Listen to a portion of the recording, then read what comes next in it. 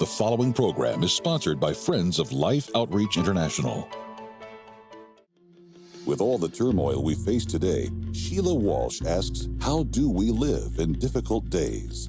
It would be easy to say, well, you know, Lord, I think we just need to do this so that we can survive and then we'll be able to tell other people about you. It would be so easy to justify living in a different way. And I think as the church, we have to decide, how then will we live? Next on Life Today.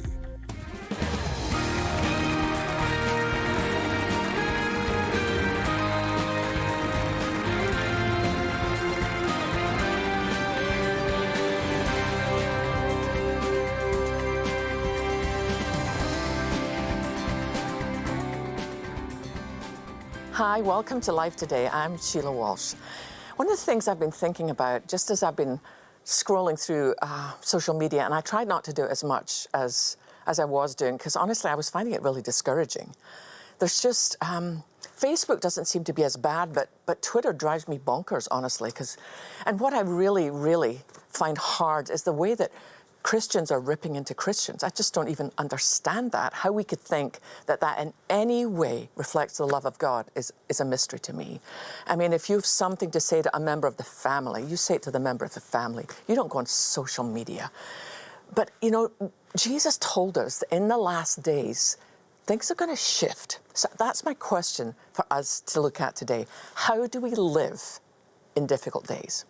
You know, there's an interesting passage in Matthew 24, I think it's verses 3 through 8, where Jesus was talking with his disciples about what the signs of his return would be. So let me read that to you. It says, later, Jesus sat on the Mount of Olives.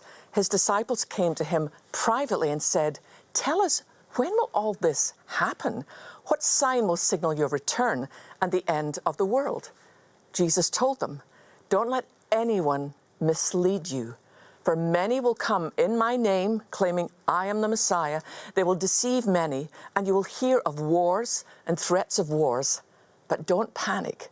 Yes, these things must take place, but the end won't follow immediately.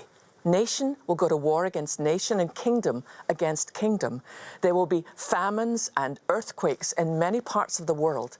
But all this is only the first of the birth pains, with more to come. But then in verse 10, Jesus says this, and many will turn away from me and betray and hate each other. You know, I kind of underlined that in my Bible, and I just sat with it for a while. And I thought, but why would that be, Lord? I think it's easy to be a follower of Christ when everything is going well, when you can pay all your bills on time, when there's peace all around. But what happens when life falls apart? How do you and I make sure that we're going to stand firm in difficult days? Well, recently I've been studying the book of Daniel. Now, you could honestly teach on Daniel and his prophetic visions for a year. But today I just want us to look at one story that has profoundly impacted me, and I pray that it will speak to you as well. When Daniel and his three friends, Hananiah, Mishael, and Azariah, were carried off into captivity, they're just teenagers, they're just boys. Now, you're probably more familiar with the names they were given by King Nebuchadnezzar's chief of staff. He renamed them Shadrach, Meshach, and Abednego.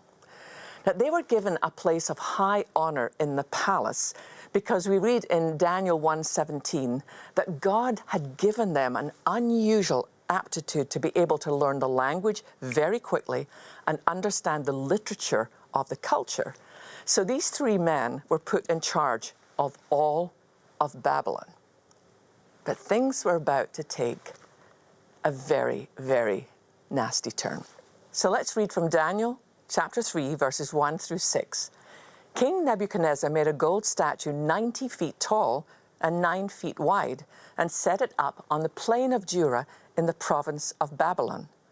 Then he sent messages to the high officers, officials, governors, advisors, treasurers, judges, magistrates, and all the provincial officials to come to the dedication of the statue he had set up. So all these officials came and stood before the statue King Nebuchadnezzar had set up. Then a herald shouted out, "People of all races and nations and languages, listen to the king's command. When you hear the sound of the horn, flute, zither, lyre, harp, pipes, and other musical instruments, bow to the ground to worship King Nebuchadnezzar's gold statue. Anyone who refuses to obey will immediately be thrown into a blazing furnace." Now this king, Nebuchadnezzar, he rules over a vast population. He has brought into captivity people from all sorts of nations. And what he's actually trying to set up is a one-world religion. Now, some of the people who were in power before these three young Jewish men, they would stop at nothing to try and get rid of them. So I want you to picture this. A vast crowd, hundreds of thousands of people. And I'm sure because of their position, Shadrach, Meshach, and Abednego were in a prominent place. So imagine everyone at the sound of those musical instruments, they all fall to their faces. And there's three men still standing. Shadrach, Meshach, and Abednego. It doesn't actually say in that passage whether Daniel was there, but if Daniel was there, there would have been four men standing. So some of those who feel like they've been bumped out of position by these men decide to go to the king. So some of the astrologers told the king what was happening, and the king was furious. We read in verses 13 through 18 of Daniel 3, this is what we read. Then Nebuchadnezzar flew into a rage and ordered that Shadrach, Meshach, and Abednego be brought before him. When they were brought in, Nebuchadnezzar said to them, "Is it true, Shadrach, Meshach, and Abednego, that you refuse to serve my gods or to worship the gold statue I have set up? I will give you one more chance to bow down and worship the statue I've made when you hear the sound of the musical instruments. But if you refuse, you will be thrown immediately into the blazing furnace, and then what God will be able to rescue you from my power?" I love this.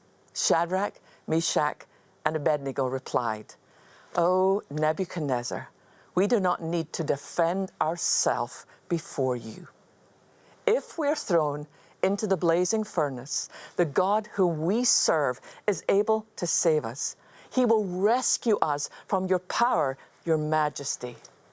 But even if he doesn't, we want to make it clear to you, your majesty, that we will never serve your gods or worship the gold statue you have set up." Even if he doesn't. You know, I remember as a young girl in a Bible study class in my church in Scotland, I remember I was going through this passage, and we even had a song, Shadrach, Meshach, and Abednego. And I remember reading that verse as a teenager, and my interpretation in those days were that, well, maybe they weren't sure if God could do that. You know, it's like, well, if you throw us into the furnace, you know, God is great, but I'm not sure God's going to physically get us out of there. But I was so wrong. What they were saying, these were godly men. They were saying this: we believe he can. We know he can. But whether he does or not, he is still God, and we will still love and trust him with our literal dying breath. So, what happened? Because it was unusual that the king gave them a second chance. It shows that he actually was very fond of them. I mean, they were brilliant men. They were probably in their 20s by this point, and they were the sharpest guys he had in his kingdom. So the fact that he was going to give them a second chance kind of went against his edict, but he wanted to do it. But after they've stood before him and actually said to his face, and notice how respectful they were, you know, your majesty, we just need you to know this. No matter what happens, we will never bow to anyone but God. So what happened? Let's read on. Then he ordered some of the strongest men of his army to bind Shadrach, Meshach, and Abednego and throw them into the blazing furnace. So they tied them up and threw them into the furnace, fully dressed in their pants, turbans, robe, and other garments. And because the king, in his anger, had demanded such a hot fire in the furnace, the flames actually killed the soldiers as they threw the three men in. So Shadrach, Meshach, and Abednego, securely tied, fell into the roaring flames. Now let me pause the passage there just for a second. It's so interesting. I mean, the king is so furious. In those days, when men were going to be executed, part of the humiliation was that they would be stripped of all their, nice clothes, maybe just left with some garment, some simple garment, and they would then be thrown into this furnace. The king had ordered the furnace be turned up to way beyond what it would normally be. So much so that even though he chose three of the strongest men in his army to bind them up and to toss them in, even just getting close enough to that furnace to be able to throw the men in, they all immediately died. So what happened to Shadrach, Meshach, and Abednego? Let's read on. But suddenly Nebuchadnezzar jumped up in amazement and exclaimed to his advisors, "Didn't we tie up three men and throw them into the furnace?" "Yes, your majesty, we certainly did," they replied. "Look," Nebuchadnezzar shouted, "I see four men, unbound, walking around in the fire, unharmed. And the fourth looks like a god." Then Nebuchadnezzar came as close as he could to the door of the flaming furnace and shouted, "Shadrach, Meshach, and Abednego, servants of the Most High God, come out, come here." So Shadrach, Meshach, and Abednego stepped out of the fire. Then the high officers, officials, governors, and advisors crowded around them and saw that the fire had not touched them. Not a hair on their heads was singed, and their clothing was not scorched. They didn't even smell of smoke. Did you realize in that passage that the only thing that burned were the ropes that had been tied around them? Because there was another in the fire. I can't even imagine what that was like. I mean, these young men, they must know the minute that they're bound up, that, unless God chooses to intervene, that they don't have a hope of breathing another breath. But as they're thrown into the fire, who do they come face to face with? Jesus Christ himself. It's what we call a theophany or a Christophany. That's why Nebuchadnezzar, not really understanding, thinks he looks like a god. He just doesn't know he is God. He is the only God. And he's walking with these three men around in this scorching furnace and talking to them. Don't you wish you knew what they said, what Jesus said to them? We don't get to hear that. But they didn't even smell of smoke. Whatever you are going through right now, I want to remind you, there's another in the fire. You are not alone. When I talked at the top of the show about how do we live in these difficult days, we live with absolute confidence in the goodness of God, but we also live bowing our hearts, our wills to the will of God.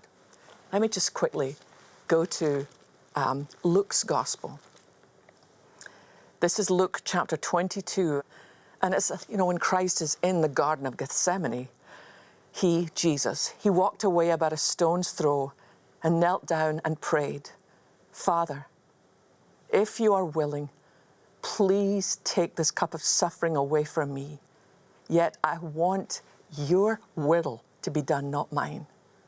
Then an angel from heaven appeared and strengthened him. He prayed more fervently, and he was in such agony of spirit that his sweat fell to the ground like great drops of blood. Just as these 3 young, godly Jewish men were determined that even though they were in a foreign land, even though they risked their lives, if they didn't bow to a God who was no God, they wanted the will of God more than they wanted their own survival. It would be easy to say, well, you know, Lord, I think we just need to do this so that we can survive, and then we'll be able to tell other people about you. It would be so easy to justify living in a different way. But they didn't do it. Their thing was, whatever happens, my life is in the hands of God. God is in control. King Nebuchadnezzar thinks he's in control. He's not in control. God is the one who determines my destiny. And for Christ, in that garden, he modeled for us how you live in difficult days. That day was one of the blackest days in human history, and of course the day that followed, when Christ would be marched up that hill of Golgotha and then nailed to a tree.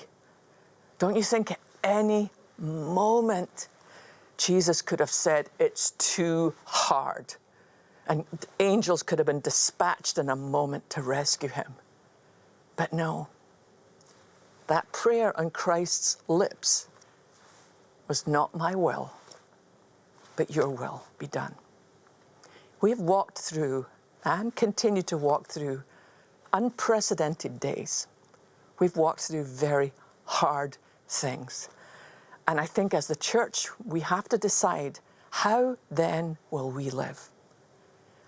Perhaps God uses disastrous situations to shake us to our core.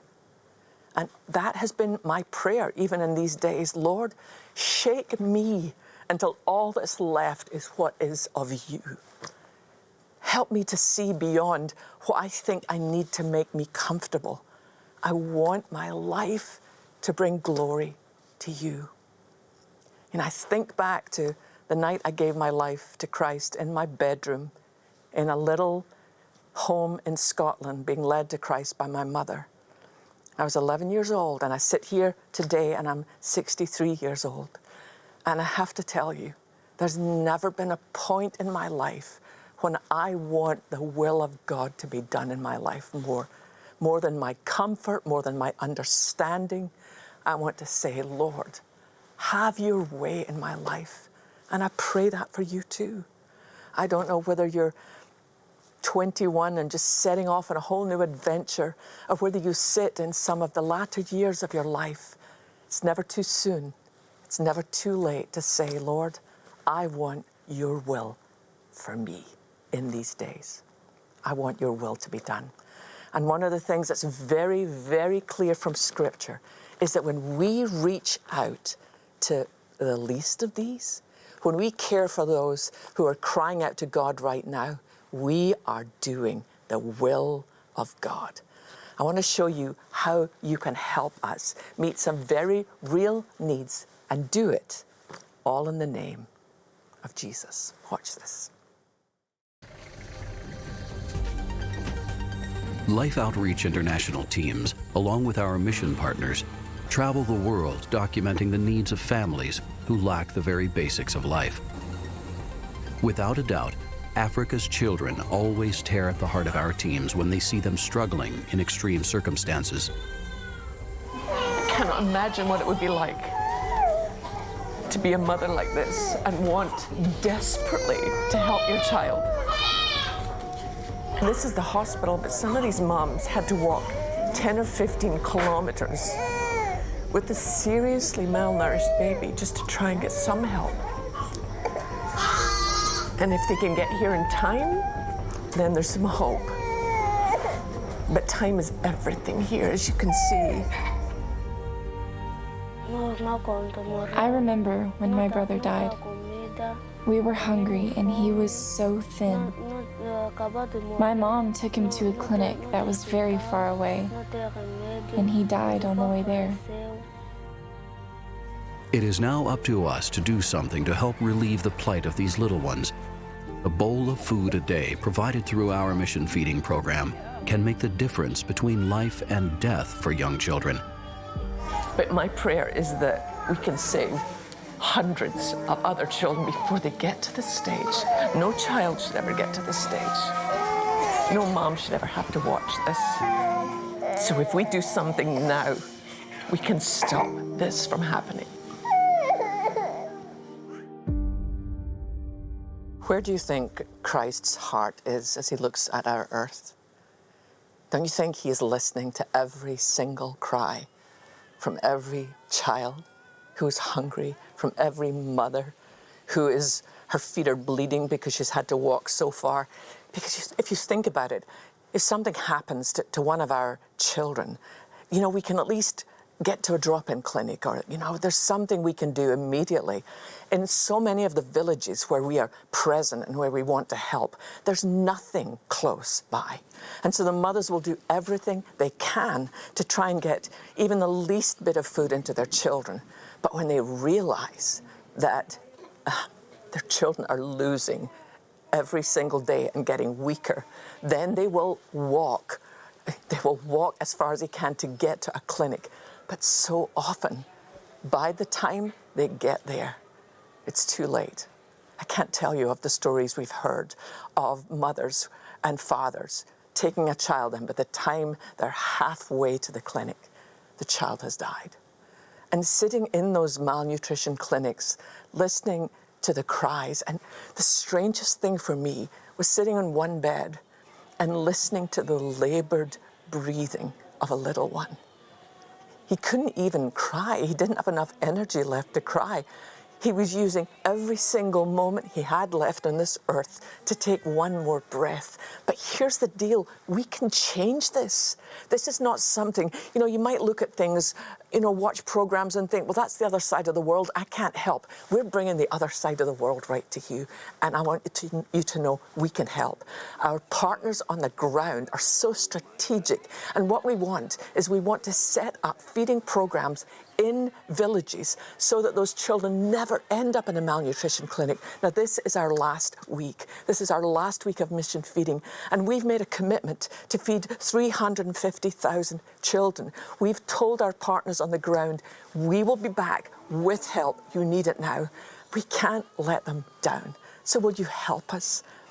Even $30, if you could even just commit $30, that will feed 3 children for 3 whole months. You know, $1,000, which is a lot for many, but doable for some, that will feed 100 children for 3 months. You know, when they're able to get that bowl of food that you saw James and Betty handing out there, that turns the cycle from death to life, and they begin to gather strength. So please, as I've said, this is the last week of mission feeding. So please, call that number on your screen. Go online. It doesn't matter if you don't have a ton, just give the best gift you have. Let's meet these needs in Jesus' name. Mission Feeding began with a promise to be there in times of crisis for thousands of hurting and hungry children in their time of need. Now more than ever, we need your help to save lives by feeding and caring for children across the continent of Africa. With food reserves gone and many areas experiencing severe famine, we urgently need to replenish our supplies to reach the 350,000 children who are counting on us. Your gift of love can be the miracle answer to a desperate mother's prayer. Call now with your life-saving gift of $30, $50, or $100 that will help feed and care for 3, 5, or 10 children for 3 full months. With your gift, we'll send you the Global Impact of Life Journal. This soft-cover journal includes pictures from the mission field and inspiring scriptures as a reminder of your impact in giving to bless lives around the world. With your gift of $100 or more, please request the Global Impact Bible. This English Standard Version presents a fascinating guide to the impact of the best-selling book of all time, filled with quotes from well-known figures, photographs, and reproductions of fine art. It highlights the many surprising ways Scripture has shaped civilization. Finally, with your gift of $1,000 or more to help feed and care for 100 children, be sure to request our commemorative bronze sculpture, A Mother's Strength. This is the last week. Please call, write, or make your gift online. I've seen in ways I never imagined. I've seen what death looks like in a child's eyes. And now what I see life in every bowl. If you want to be a part of this, and why wouldn't you want to be a part of this? Then just go to your phone right now and just say, hey, I want to keep, good, there you go, darling. I want to be a part, I want to keep this going. I want to make sure that not just in this village, but in every other village where children are starving, that we're able to simply give them one bowl of food. I mean, I've seen what happens when this is not available, and I've seen what happens when it is available. This works. This literally changes lives, one life at a time, one bowl at a time, and we can't stop now. Remember, this is the last week of mission feeding. 350,000 children. We've made a commitment to be there for them. So don't think your gift is too little.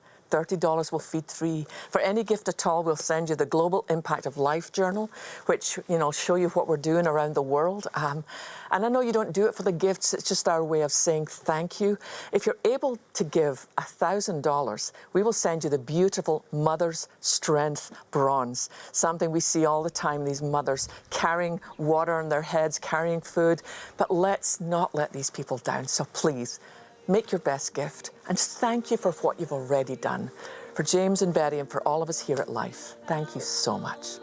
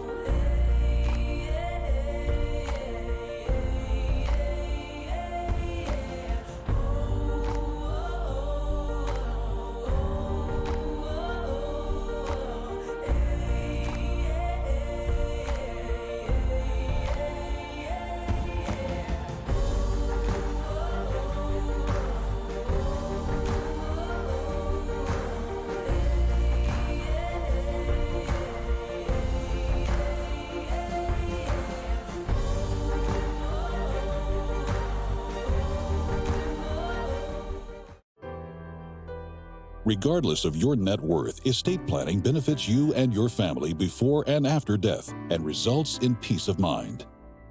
As a free service to our friends and partners, Life Planning Services, a ministry of Life Outreach International, can help with your estate planning needs and chart your financial future. Don't put off this important step to peace of mind through better planning. Contact Life Planning Services today.